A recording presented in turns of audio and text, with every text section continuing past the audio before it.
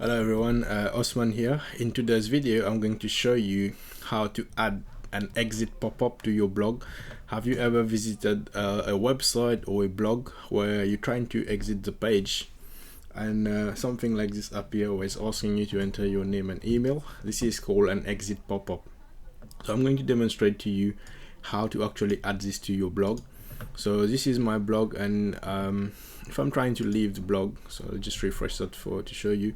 Let's say I'm sending people to my blog to show them how to install a Facebook retargeting pixel, and after watching this and they decide to exit my blog, see, this pop-up appears, and now I can collect their name and email and send them to my autoresponder and maybe market to them to something else.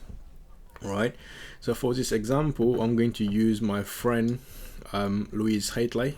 Right, I'm going to use her blog for example. I'm an admin on her blog, so let's go and log in to Louise's blog. So right now I'm on Louise Haitley blog. Next thing you need to do is to go on plugins, add new, right, and the plugin name is called PopUp Ali.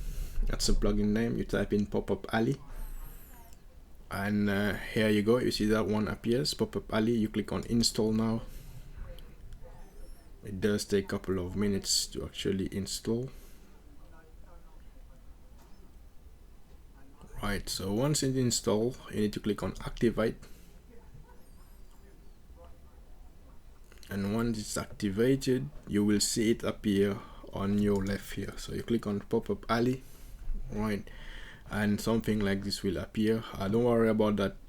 Try PopUp Ali Pro for $1. It's actually a free pop-up, and also they do have tutorial if you're not sure how to use it. So you click on the tutorial, open a new window, and you can walk through how to install it. It's pretty simple and straightforward, to be honest. So let's go and install it on Louise's blog.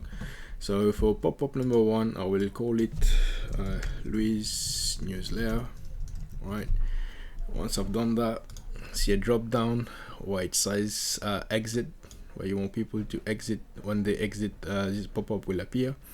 Style setting, and here where it says sign up HTML. So if you're using Aweber for example, right, you just need to enter your raw HTML Aweber. So Louise have already sent me her own, so I'm just going to add her HTML here, and all we'll do is click on save. So before I click on save, I want to show you how this pop-up will appear here.